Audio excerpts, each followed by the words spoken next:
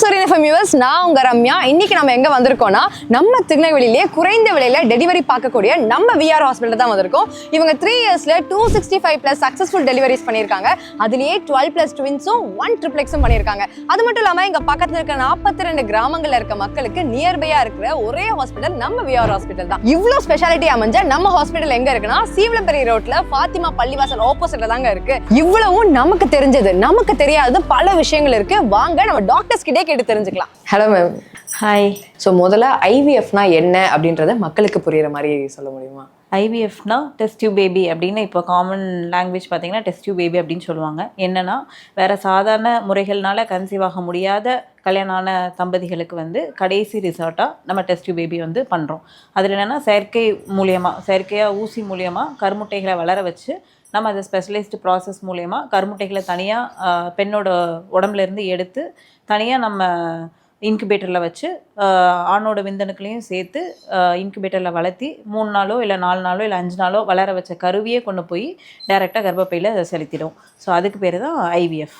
நம்ம இப்போ இன்ஃபர்டிலிட்டி வந்து இதை தடுக்கணும் அப்படின்னா என்ன சேஞ்சஸ் கொண்டு வரலாம்? மெயினாக ஃபஸ்ட்டு நம்ம ஃபுட்டிலேருந்து ஆரம்பிக்கலாம். நவதானியங்கள், சிறுதானியங்கள் முதல்ல நிறைய நம்ம ஃபுட்டில் எடுத்துக்கணும். அதேமாதிரி oily food items, spicy food items, அதேமாதிரி ஃபாஸ்ட் ஃபுட்ஸு, அதேமாதிரி பேக்ட் ஐட்டம்ஸு, இதெல்லாம் எவ்வளோ தூரத்துக்கு எடுக்கிறத நம்ம கம்மி பண்ணுறோமோ அது மூலிமா இந்த இன்ஃபர்டிலிட்டியை வந்து கொஞ்சம் கம்மி பண்ண முடியும். செகண்ட் அப்படின்னு பார்த்தீங்கன்னா ஸ்ட்ரெஸ் மேனேஜ்மெண்ட். ஸோ கண்டிப்பாக ஒரு ஃபிசிக்கல் ஆக்டிவிட்டி வேணும். தண்ணி நிறைய குடிக்கணும் மெயினாக.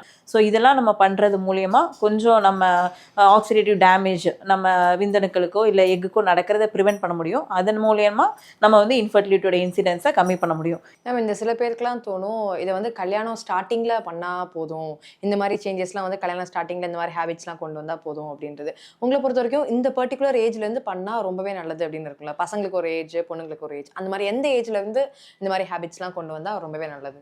ஆக்சுவலி பாய்ஸு கேர்ள்ஸ் அப்படின்ட்டுலாம் பெருசாக டிஃப்ரென்ஸ் கிடையாது.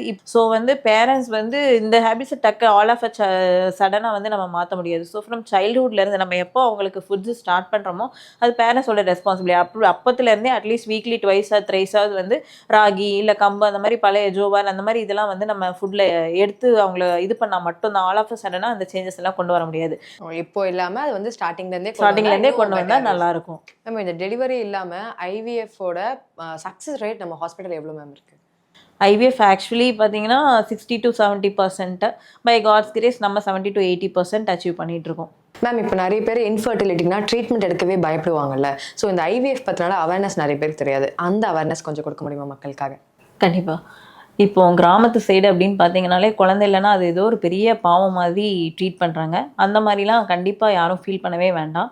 அதே மாதிரி ஃபேமிலி சைடில் இருந்தும் பார்த்தீங்கன்னா குழந்தைன்னு அந்த கப்பல் மேலே ப்ரெஷர் போடாமல் இருந்தாலே பாதி பேர் நேச்சுரலாகவே கன்சீவ் ஆகிட்டு போயிடுவாங்க. ஸோ ஃபஸ்ட்டு வந்து இன்ஃபர்டிலிட்டி கப்பல்ஸ்க்கு நான் என்ன சொல்லுவேன் அப்படின்னா, ஃபஸ்ட்டு வந்து நீங்கள் தயங்காமல் ஃபஸ்ட்டு ஹாஸ்பிட்டலுக்கு வாங்க. நம்ம வந்து உங்களுக்கு ஹெல்ப் பண்ணுறதுக்கு தான் இருக்கிறோம். ஸோ வந்து எல்லாருக்கும் இந்த மாடர்ன் ஏரால கண்டிப்பாக 100% எல்லாருக்குமே குழந்தை இருக்கும். பட் என்ன மெத்தட் அப்படின்றது உங்களுக்கு இருக்கிற ப்ராப்ளமை பொறுத்து. ஸோ வந்து மேல் சைடு பிரச்சனையாக இருக்கலாம், இல்லை ஃபீமேல் சைடு பிரச்சனையாக இருக்கலாம், இல்லை 2 பேர் சைடுமே பிரச்சனையாக இருக்கலாம். அதுக்கு ஏற்ற மாதிரி ட்ரீட்மெண்ட் எடுத்துக்கிட்டோன்னா கண்டிப்பாக எல்லாத்துக்குமே சக்ஸஸ் இருக்கும். அதே மாதிரி ஐவிஎஃப் தான் ஒன்லி மொடாலிட்டி அப்படின்றது கிடையாது. அது நான் முன்னாடியே சொன்ன மாதிரி இது லாஸ்ட் ரிசார்ட் தான். பார்த்தீங்கன்னா சிம்பிள் ஒரு நார்மல் கருமுட்டை வளர்றதுக்கான மாத்திரை கொடுத்து நார்மலாக எப்போ நம்ம டைம்டு இன்டர் கோர்ஸ் நம்ம எப்போ சேர்ந்துருக்கணும்னு நம்ம கைனகாலஜிஸ்ட் அட்வைஸ் படி இருக்கிறது ஒரு நார்மல் பேசிக்கான மெத்தட். அந்த இதுலேயே பார்த்தீங்கன்னா கிட்டத்தட்ட 30 to 40% ஆஃப் த கப்பிள்ஸ் வந்து கன்சீவ் ஆகிடுவாங்க. அடுத்தது நார்மல் சைக்கிளுக்கு அடுத்த லெவல் ஆஃப் வைத்தியம் அப்படின்னு பார்த்தீங்கன்னா ஐவை. இதுலேயும் வந்து இதில் எஸ்பெஷலி மேல் சைடு பிரச்சனை இருக்கிறவங்க, லைட்டாக நீந்திரத்தன்மை அசிரத்தன்மை பிரச்சனை இருக்கிறவங்களுக்கு கண்டிப்பாக இந்த மெத்தட் வந்து நம்ம ஃபாலோ பண்ணுறோம். ஸோ நம்ம அந்த ஐவியில் அந்த வாஷிங் டெக்னிக்ஸ்லாம் நம்ம கொஞ்சம் பண்ணுறதுனால விந்தணுக்களோட அதோட வீரியத்தன்மை வந்து கொஞ்சம் அதிகரிக்குது. ஸோ அது வந்து நம்ம கொஞ்சம் நார்மலாக ட்ரை பண்ணுறதுலேருந்து ஒரு 10 to 15% வந்து சதவீதம் வந்து அதிகமாக சான்சஸ் இருக்குது. ஸோ அதனால் இதில் இந்த மாதிரி சாதாரண முறைகள்லேயே வந்து கிட்டத்தட்ட 50 to 60% ஆஃப் த கப்பிள்ஸ் வந்து கன்சீவ் ஆகிடுறாங்க ஆக்சுவலி பார்த்தீங்கன்னா. ஸோ டெஸ்ட் டியூப் பேபிலாம் பார்த்தா லாஸ்ட் ரிசார்ட் தான். அதேமாரி ஓகே வேற ரொம்ப தவிர்க்க முடியாத பிரச்சனை, 2 சைடு டியூப் கருக்குள்ளாயே அடைச்சிருக்கு, வேறு மெத்தட்ஸ் எதுவும் ட்ரை பண்ண முடியாது, ஐவிஎஃப் தான் நம்மளுக்கு ஆப்ஷனாக இருக்குது அப்படின்னா கூட பயப்படவே தேவையே கிடையாது. ஒரு ஐவிஎஃப் சைக்கிள் மிஞ்சி போனால் ஒரு 2.5 to 3 months வந்து எடுக்கும், அவ்வளோதான். ஸோ அதில் நம்ம இன்ஜெக்ஷன்ஸ் கொடுக்க போகிறோம், ஸ்கேன் பார்க்க போகிறோம், கருமுட்டையை எடுத்துட்டு ஸ்டோர் பண்ணி வைக்க போகிறோம். அதுக்கப்புறம் எம்ப்ரியோஸை நம்ம கொண்டு போய் செலுத்த போகிறோம். ஸோ அதுலேருந்து ஒரு 14th டே நம்ம டெஸ்ட் ரிசல்ட்டே நம்மளுக்கு தெரிஞ்சிடும். ஸோ ஒரு நம்ம எதுனா நினச்சி பயப்படுறதுனால இல்லை தயங்குறதுனாலையோ மித்தவங்கள்ட்டலாம் பேசி கேட்டுட்டு நம்ம வீட்டிலே இருந்துட்டு இருப்போம். ஸோ அந்த தயக்கத்தை ஃபஸ்ட்டு விட்டுட்டு வெளியில் வந்தாலே போதும். அதேமாதிரி ஃபேமிலி மெம்பர்ஸ்க்கு கண்டிப்பாக நான் முக்கியமாக சொல்லணும்னு ஆசைப்பட்றேன். கண்டிப்பாக கப்புள்ஸை வந்து ப்ரெஷர் பண்ணாதீங்க. அதுதான் மெயின் இம்பார்ட்டண்ட்டான இது. அதேமாரி குழந்தை இருக்கான்னு கேட்டு அவங்கள ஹியூமிலேட் பண்ணாதீங்க. அது ரொம்ப ஒரு ஹியூமிலேஷனாக இருக்கும். அந்த சுச்சுவேஷனில் இருந்தால் தான் நம்மளுக்கு தெரியும். ஸோ அதனால் ஃபஸ்ட்டு ஓகே ஒரு 1 year வரைக்கும் நீங்கள் நார்மலாகவே ப்ரெஷர் இல்லாமல் ட்ரை பண்ணலாம். 1 year ஆயிடுச்சு அப்படின்னா ஹாஸ்பிட்டல் வர்றதுக்கு கொஞ்சம் கூட தயங்காதீங்க. தேங்க்யூ. Okay, thank you. மகளிருக்கான அனைத்து நோய்களுக்கும் சிறப்பான சிகிச்சை தருகிறது VR மருத்துவமனை, பாத்திமா பள்ளிவாசல் ஸ்டாப் எதிரில் KTC நகர்.